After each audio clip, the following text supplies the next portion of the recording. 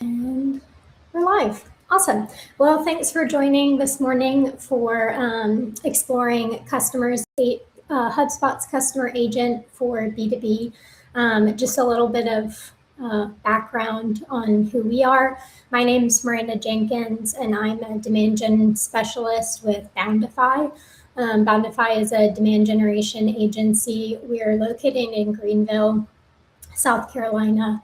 Well, some of us, Gabby is located in Mexico. But we help B2B companies with their paid media and demand generation efforts. But we are also a HubSpot Gold partner. So we help with HubSpot implementation, HubSpot training, all that good stuff. And we lead the demand generation hub in the US, and then Gabby leads our HubSpot user group in Latin America. So great to have all of you joining today. I am going to go ahead and start sharing my screen to get into the presentation. And if you don't know this about Bevy, unfortunately, when I start screen sharing, I can't see the chat or anything. So Gabby is going to be helping me monitor. If you guys have any questions, as Emilio mentioned, if you have questions as we go along, put them in that Q&A section or put them in the chat, and we'll make sure we get to them as we go through. So let me jump into the presentation. Can you guys see my screen?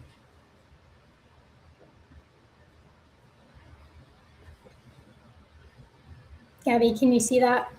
It's available. Okay, perfect. All right, so we already did our introductions. So today we're going to talk through the customer agent from HubSpot, how to set up and train your customer agent, and then deploying it. And then we'll talk through some upcoming features that are still in beta for the customer agent, but that can be helpful in a B2B use case once they launch. And then we'll talk about the credits, which is currently how the customer agent, how you pay for it and all that. And then we'll wrap up and answer any last minute questions. So the customer agent is a part of the Service Hub, and it's an AI-powered conversational agent built into HubSpot that can chat with website visitors or customers, and it can answer questions and just have that conversational aspect of a normal chatbot. But since it's integrated into HubSpot, you also have the option to allow it to take actions within your HubSpot portal without a human ever needing to be online or a part of the process. So it responds in real time with the website chat feature and any other connected channels that you add. It uses your HubSpot knowledge sources to be able to answer any of the questions, and you have full control over the knowledge that you provide to the customer agent. And it can handle your common questions, product questions, support issues, all that. But then it routes to a human when needed. So there's handoff rules in the back end that you identify for when you want the customer agent to hand off to a human. And when it does that, it preserves the full conversation so that the human it hands off to, can review all of the conversation that the chatbot has already had. I want to add to that, Miranda, for all of you that have joined in. It is in the title. This is an agent that is focused on customer support, customer success, and we are thinking on the angle for B2B because we are sure that there's plenty of spaces where these customer agent from HubSpot will be discussed from other angles for other industries and for B2C. But I'm very curious for everyone that have joined in. Are you in customer success or customer success role? If you can put there on the chat. And also, are you in B2B? And think about those two answers, because if there's any particular questions that you might have, right? Or things that you want to know about this customer agent, this is the space, right? We both have experienced it with ourselves, and we are also a B2B company, and our clients are B2B. So if that happens to be the case, share it on the chat. It will be helpful to know. And also tell us, if you have any particular question around that, those two angles. Yeah, definitely. So as we know with B2B has long sales cycles, but a faster response time on your website will improve your conversion rates. And the customer agent can also help just support your sales team by being able to answer repetitive product and pricing questions by using the CRM and the knowledge base data, so that it can kind of free up your sales team to handle leads further down the pipeline, and handle deals and all that. So getting into how to set up the customer agent, it's really easy to enable the customer agent. It just takes 2 steps to actually enable it, and it doesn't use any credits, and you're not actually deploying it when you enable it. It just allows you to kind of see the back end and play around with all the features. So if you haven't yet, I would encourage you to enable your customer agent in your portal so that you can follow along with us and again kind of click around on the back end without actually deploying it anywhere or using any credits or that. So the first thing you'll do when you enable it is set up the name and the personality. But all of this can be changed afterwards. You have the ability to edit it even after you determine it.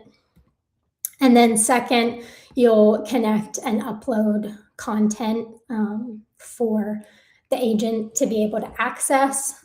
So you have the option to add existing HubSpot content, upload files, or from a public URL. Again, you can always, once you enable it, you can go in and add more content, take away content. You have full control over it once it's enabled. But when you're deciding what content you want your agent to be able to access, definitely the quality of the content is more important than the quantity. And think through it how you would with a new employee being onboarded. What do you want the agent to be able to complete? And then what information does the agent need to be able to succeed in that role? So again, you have the option to provide it from HubSpot. This includes the HubSpot blog, the knowledge base, documents, playbooks, files, all of that. You can upload a file directly from your computer, or you can import it from a public URL. And then the short answer feature allows you to manually create short answers, which I'll show you what it looks like. But you can actually put in a specific question and then a specific answer, and it'll answer exactly how you wrote it. And then all content that you connect can be accessed in its entirety, or you can customize to exclude certain parts of the content that you don't want the customer agent to be able to access. It also has the option that all of the content can either be excluded, where the customer agent can't access it at all, or there's the not citable, where you can set each piece of content as citable or not citable. And that means that if it's citable, the customer agent can access it and also link it in its answer to the inquiry, so that the person can also access it. Or not citable, it can access it to have the information to answer a question, but it won't publicly provide it to the person asking the question in the chatbot. Wait, Miranda? Yeah. Yeah, we got some questions here. Okay, perfect. So Marcus, it's asking like, what is it part of Service Hub when it is cross-functional? Um, why is the customer agent a part of Service Of Hub? Service Hub when it's cross-functional. Um, Emilio, I don't know if you have I would say just because it's part of probably most used for, Yeah, in customer service I said that is a great question function. because I honestly I think it's a product a product manager HubSpot question, right? I will ask this to a Mm-hmm. product manager in HubSpot. If I have to guess, Marcus, is because each hub already have some very specific agents and customer agent. If I remember well, just when it launched. It really was focused just on customer success. So I think they put it there on the customer hub to begin with, and its capabilities have expanded. Actually, that's what has happened.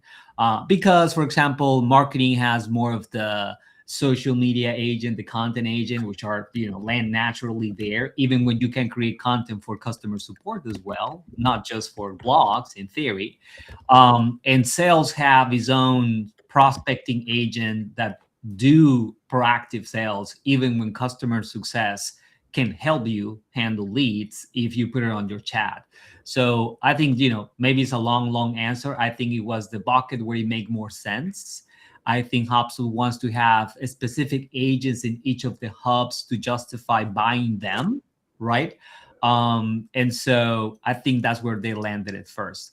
The only thing that I can say for sure is that for all the agents that HubSpot launch at the beginning when they jump into the AI trend, I think customer agent has been the one that they are more bullish or more happy or enthusiastic about.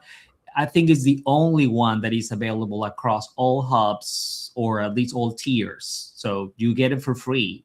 Let me correct there, not all hubs, all tiers. So you get it for free, which is not the case for the rest of the agents. And it completely aligned with my intuition that of all the things that AI can do right now for client-facing processes, customer support is a clear need, right? We definitely can see all companies that they understaff their support all the time. So there's a ton of demand and little supply of obviously humans. We experience it every day with people being sent to phones and waiting, emails that never get answered, chats that have no people actually behind them. So I think it's a great use case. Mhm. I have another intake on that because like this is something that we're gonna see on Latin America as well. So the Service Hub, I mean, it's built on Service Hub objects and workflows. So like in operation, like operationally, the customer agent relies on like tickets or conversations or the knowledge base or the customer feedback. So all of these are course Service Hub capabilities. So it's not marketing or sales hub ones. So it might be the reason, one of the reasons that it's built on the Service Hub. Yeah, I agree, and it's a very hard choice, I think, because Hopus doesn't have the concept of a person or entity that handles incoming requests and ongoing requests. It doesn't matter the department. And it is the right thing to do to put it on Customer Hub because from a client perspective, you think about your customers, they they have this intuition that it doesn't matter if they are leads or an open opportunity or a current client, they expect the company to know. So they are not seeing departments, they are seeing channels of communication. You open an email for me, or you open a chat, or you open a form. I expect you to handle it to the right department within the company. It doesn't matter what I am because you're supposed to know. And so I think that function typically just lands on customer support, being the line where they can route request to other departments if it happens to be a lead or if it happens to be an open opportunity or someone being handled right now through sales. Mhm. And we got another question. I think you already answered that in the comments, which is the does it work in any language? Mm-hmm. Yeah. And someone says that such is language dependent on the first question. Yeah. So actually, someone there. Thank you for answering that. That's correct. So. Awesome. All right. Well, I can jump in and start sharing again. I'm actually going to just go ahead and jump into the portal to talk through some of the other details. The slide deck that I shared, though, has very detailed information on everything that we're going over. And it'll be included in the show notes and the wrap-up email that you'll get afterwards. So it has, all of the information that you need. So let me...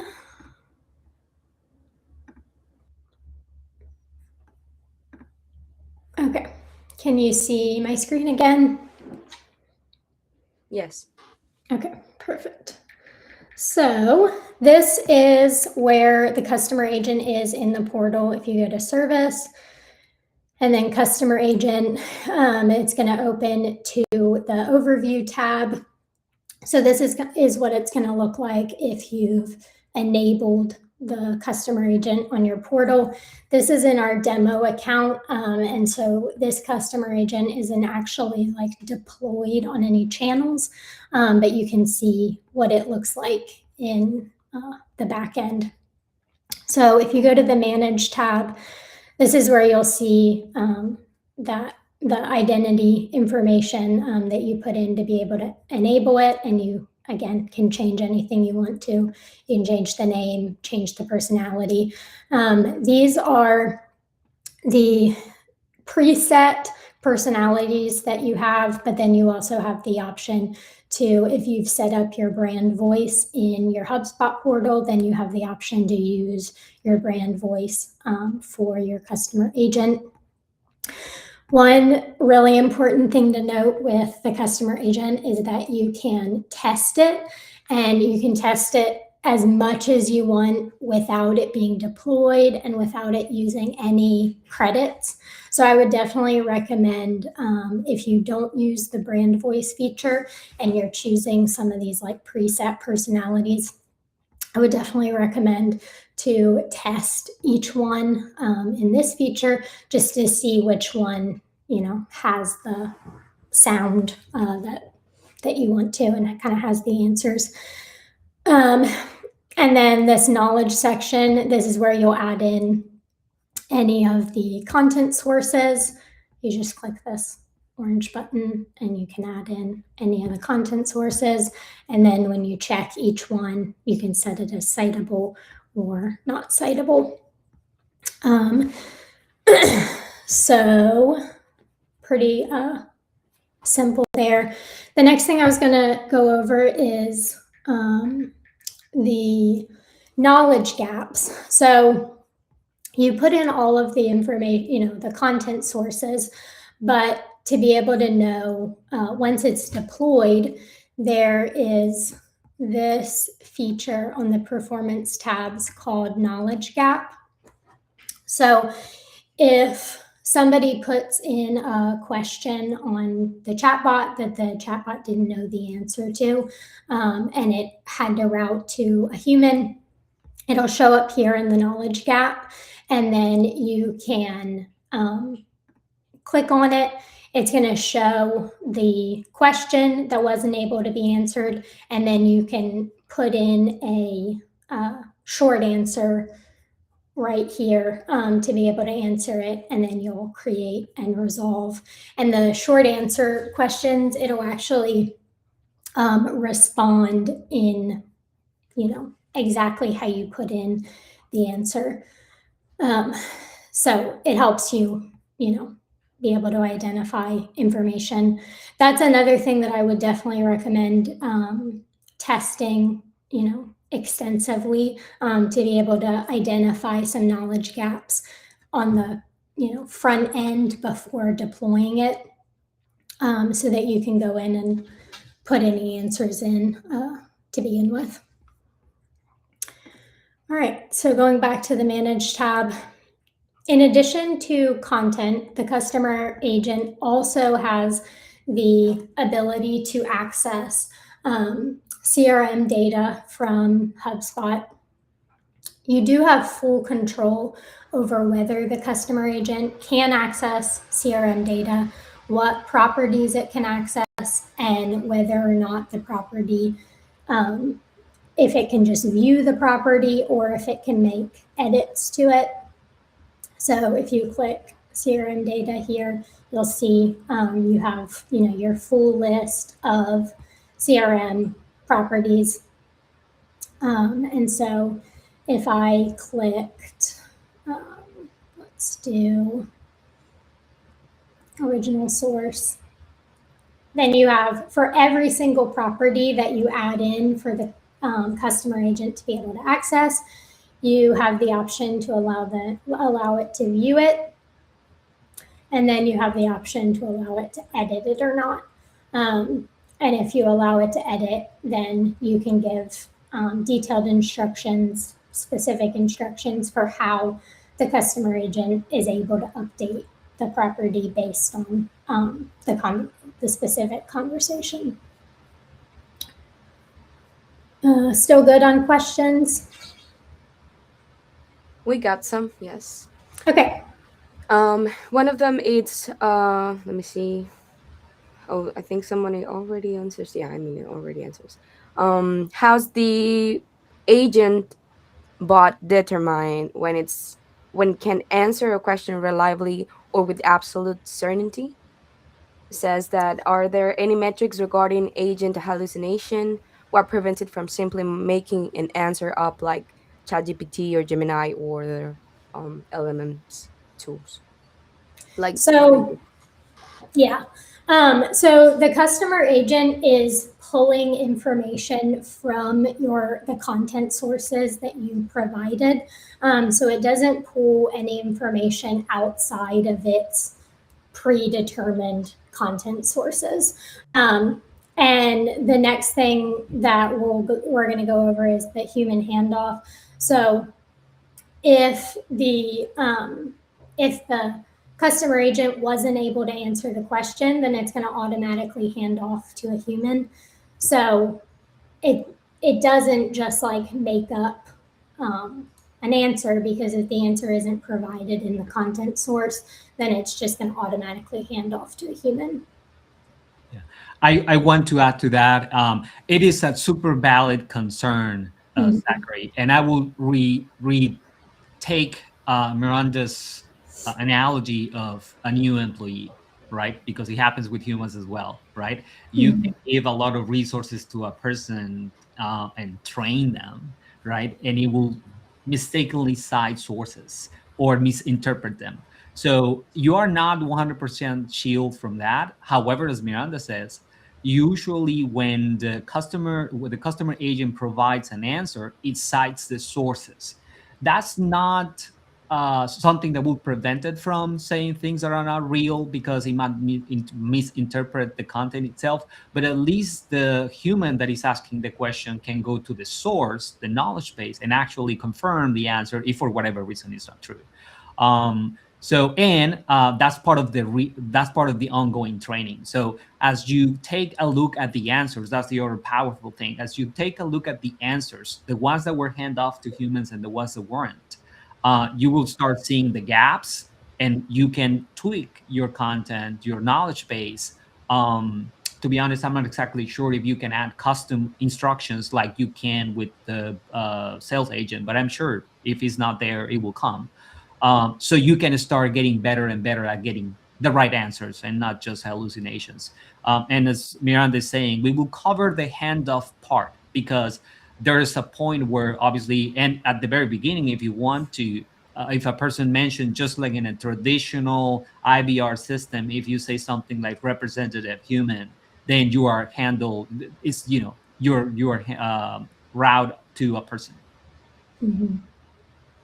Yeah, so this human handoff section is pretty, important to set up on the back end. So there's pre-built system triggers from the very beginning, where if the customer agent can't answer the question, the visitor asks to speak to a human, or if the agent is paused for whatever reason, whether you run out of HubSpot credits or if there's a system error, then it'll automatically route to the human. But then you also can add up to 20 custom triggers. So that's right here, and they're very custom.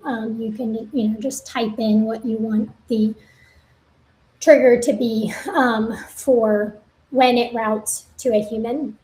So this allows you to have a lot of control over how much the chatbot is actually doing, how quickly it routes to a human versus how much it's actually taking on to answer questions.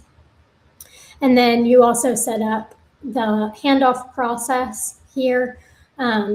So you have full editing control over this. So you can decide when the handoff is triggered, what the customer agent does, the message that it sends, and all of that. And then once the conversation is unassigned to the chatbot, it'll be assigned to the human that will take over it and again have all of that contextual information of what the chatbot has done so far. Mm-hmm. I think we got another one. Yeah. Yeah. I gotta say, I love the questions. These are very in-depth questions, guys. So really, really excited about it. I will, if you don't mind, Gabby, I will cover some of the ones that I'm seeing. You tell me if I'm missing one. Sure. So Steve is asking, well, we already found that those 20 triggers for human handoff are already limited. What can be done? I mean, fantastic that you're at that level of usage. I will say, I think that's definitely a HubSpot support ticket kind of question, right? So either opening a ticket with HubSpot about it, so they, if enough users complained about that, might increase the limit, or if you happen to have, a customer support, customer success person assigned to your account, definitely bringing that to the table will be fantastic. One thing that I can tell you all is that we have been using this tool from the very beginning, and it's changing every single day. Actually, this presentation is going to get old very quickly, this recording, because we will talking about features that probably in a month will not either exist or will have changed or expanded. I will definitely consider all this data for most cases. Definitely exciting, but still ongoing process. So that will be for that one. Lindsay asked about GDPR. Great question, right? About the implications of allowing access. Hopefully, Miranda, you will cover that part. But the short answer, Lindsay, is that you can think of the customer agent as, again, a human, and then you give that person access to some channels. And those channels already have built in the GDPR capabilities that HubSpot offer, right? So for those of you that are not aware, HubSpot has a strong GDPR framework. Obviously, you need legal advice on how to set it up, but already the technology understands the concept of, processing legal basis, cookies, of course, and all the limitations. So you control your GDPR triggers on that section. Though that section therefore defines what is it that you're going to ask per channel, your chat, your forms, your meeting links, whatever other mediums you offer for engagement, and the agent will use those channels for engagement. So if you have restrictions on clients or users acknowledging that their data is going to be stored, that is not coming from the agent. That's coming from the channel itself, like your chat, right? You have your little message that says, by using this chat, you are acknowledging that your data will be stored, or you actually ask for opt-in. Now, there's something very specific that an agent needs to do, which has to do with the CRM data record. And I think that covers another question from Steve about how do you use those properties. So another great thing that you can do, but it's also very concerning, is that you can bring data from the user that you have on the CRM to either present it or even change it.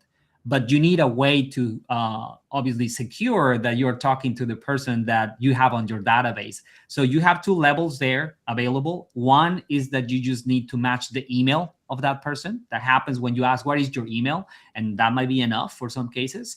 And the more secure one is that you actually verify that email, so you know that you're talking to the person that is the owner of the inbox. So that's the level of restriction that it has right now to either show or actually change a property. A simple, very silly example will be the company name, right? If you want to mention, hey, Mike, it's awesome that you're coming back. I hope that acme.com is going great. If you want to do that little conversation, then you will need Mike's email, acme.com email, to actually deliver that message. So that's the only thing that is agent specific and not channel GDPR specific, if that makes sense.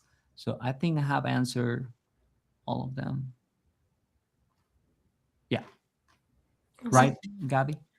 Yes. Mm-hmm. Yeah, only the GDPR question from Lindsay. Yeah. I don't know if Miranda or you have any other intake about that.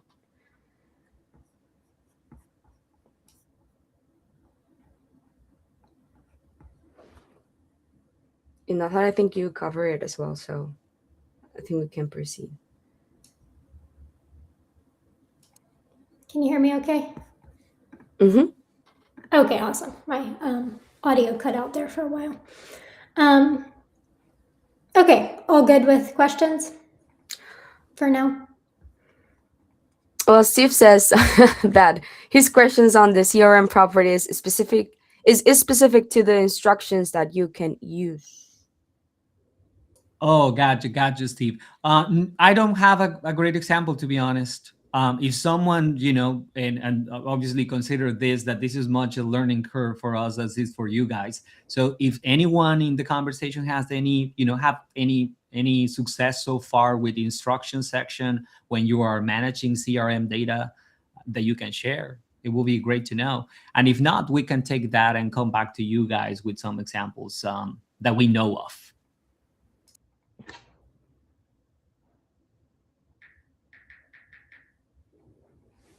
Okay, awesome. We'll move on then. So talking about the action section.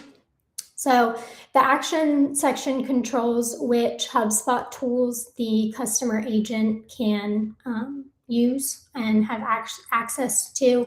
So you can set which tasks it can perform if you want the customer agent to be able to go beyond just answering questions. If you don't have any actions enabled, then the customer agent will truly just be like a chat bot where it can respond conversationally. But then if you enable an action, then it can actually start to take like operational steps. So you do that with the create action feature here, and you identify everything with it. This is an example of one that I had for meeting link. So setting up an action that when somebody requests a meeting or booking a call, that the customer agent can access the meeting link of a contact owner or an available sales rep. So it can pull the URL for their meeting scheduler page and then share it in the chat. So that's an option, or that's an example of like an action within the HubSpot portal that the customer agent can use. Some other examples would be allowing the customer agent to create a support ticket or add a note to the support tickets. And then again, like creating a scheduling link or booking a meeting and then routing it to a specific sales rep. Did we get any questions on actions? I don't think there's any question, but I want to kind of like give everyone a framework that there's a sin that is important to prevent, I think, with now AI agents that have been present on automation for the longest time, which is automate because you are capable of, right? So I think this section, the actions slash goals, now they are putting them beta. It is like the superpowers on it, like custom instructions. For most of you, I will suggest, and that's what we suggest to clients, is the most important thing is to have the agent running so it can get exposed to scenarios. And as you see what's going on, that you detect the patterns that are repeatable, that you stumble one and again. And then when you have those use cases that are showing up constantly on your specific case, then you can explore, how do I do this better and automate it? I remember these happening when chats in general will like like super popular at the beginning. Remember when, building these complex trees about chats. I remember telling clients, well, at the beginning, just leave it open, right? Leave it open and see what kind of questions you get. And only after you start seeing the pattern, which typically is someone wants to buy from you, someone wants to sell you something, someone wants to work with you, someone wants to partner with you. That's the typical patterns, but every company will have different levels of those requests. There are companies that have a ton of people that want to work for them, right? There's people that have a lot of requests about partnerships. So as you get understanding on a specific channel of what typically people ask, you can start building a stronger foundation for presenting those options right at the get-go, and eventually build paths for those cases. Because if you do it the other way around, you're going to spend a lot of time on building a tree for actions that you don't know how popular or frequent they are. So I think what I like about the tool is that I have a lot of testing. So testing the scenarios, but actually getting real data from your implementation on a safe part, right, of your presence will be the right way to go. Awesome. All right. So then once you've gone through and set up, all of the back end information on the customer agent, definitely start testing. If that test feature in the right-hand corner, again, this doesn't use any HubSpot credits to test. So I would definitely recommend to take a lot of time and give the customer agent a lot of different scenarios. It'll give you some real examples and data on how the customer agent is going to answer certain questions. It'll give you information for some knowledge gaps right out the gate before you even deploy it. So you can kind of get ahead of the curve of questions that the customer agent may not be able to answer without those custom short answers. And then once you've extensively tested and you're ready to deploy, you just go to the channels section, and you can deploy the agent to whatever channels, website or mobile apps, email, WhatsApp, Facebook Messenger. So you'll deploy on the different channels. And then once it's deployed, the performance tab is very similar to other kind of reports and dashboard section of HubSpot. So it gives you some pre-built reports to track key metrics and have an overview of how well the agent is performing. And you can monitor the agent's progress over time and continually make improvements and fine-tune the agent's abilities. Some of the example of pre-built reports that it has is the number of conversations that were handled, the number that were resolved, the time to come to a resolution. It'll show you the number of times a conversation was handed off to a human. So yeah, it gives some great insights, pre-built that you will have access to, and you can choose the date range like any other HubSpot reports to see the information. And then again, this is where you find that knowledge gap section where you can put in those short answers to have a better trained customer agent.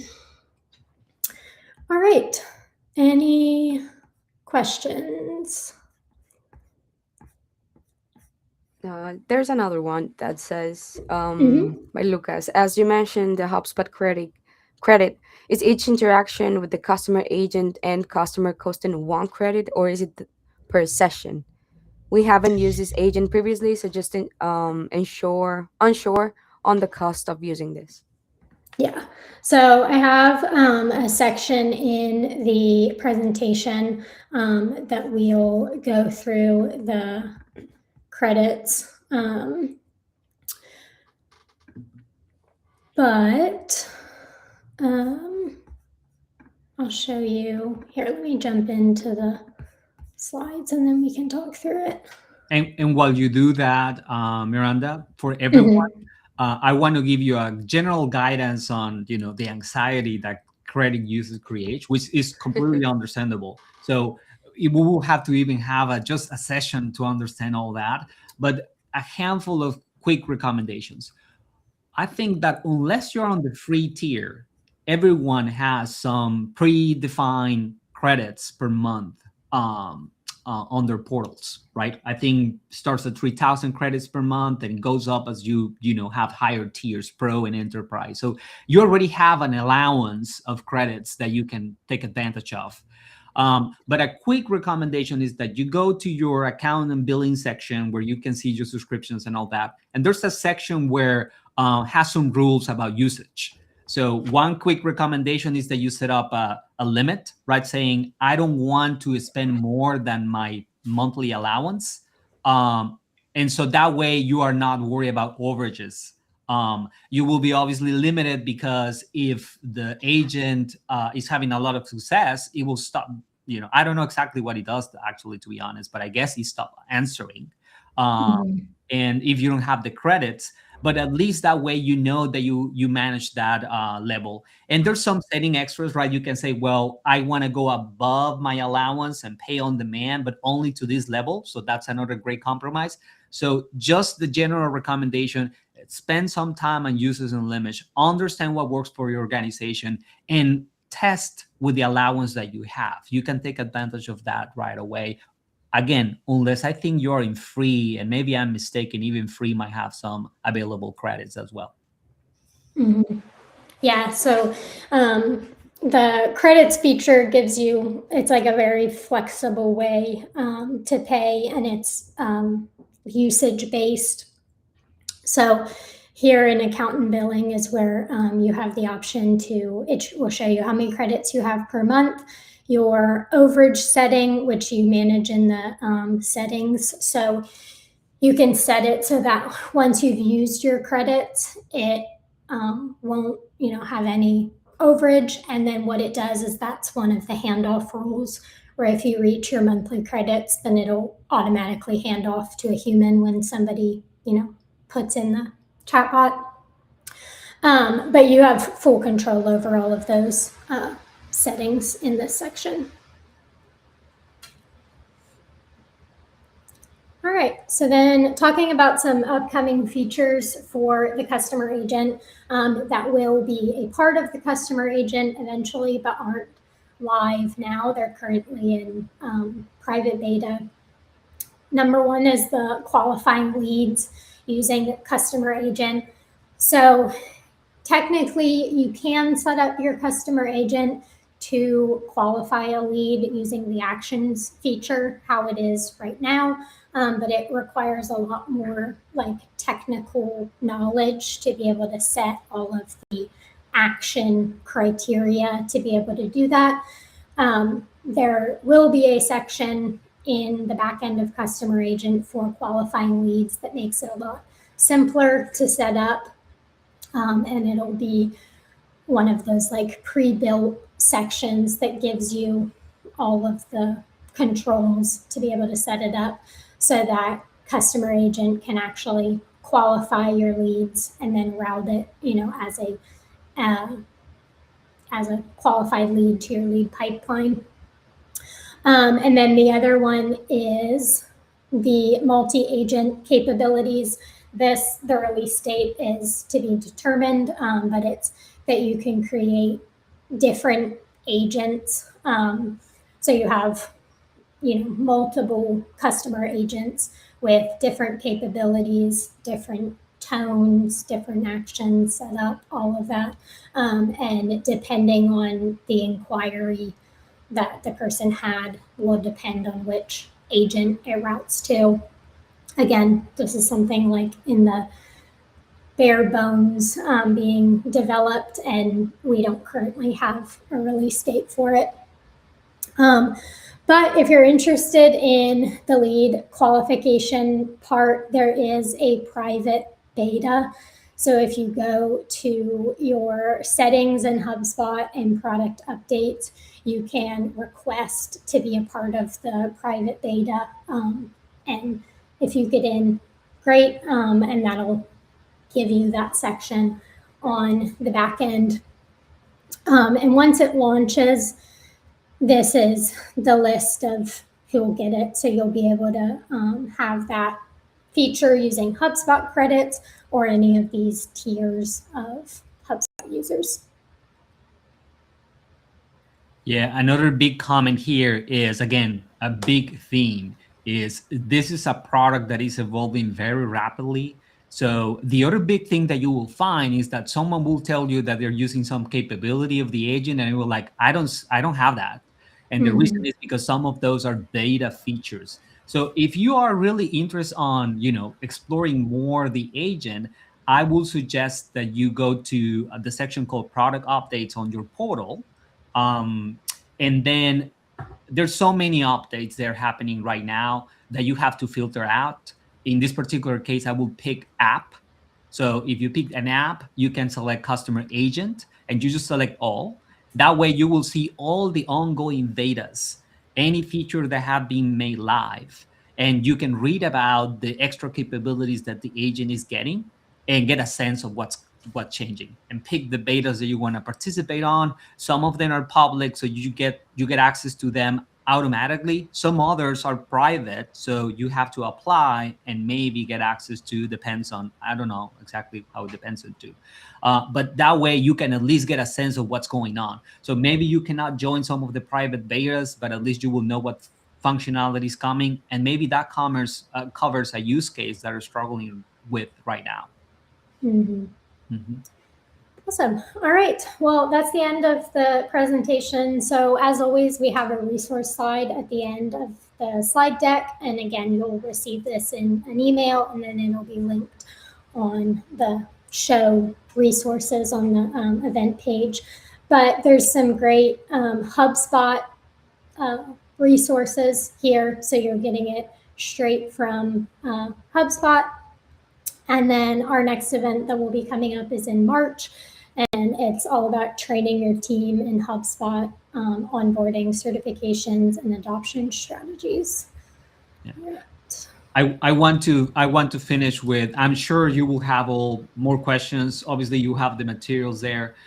This platform, BV, meaning BV, doesn't have a great collaboration tool for after events. We're hoping that Hubspot enabling a new tool will have a stronger thing. So in the meantime, I will suggest, if you can write to Miranda after the event, if you have any other questions, we will do our best to answer it.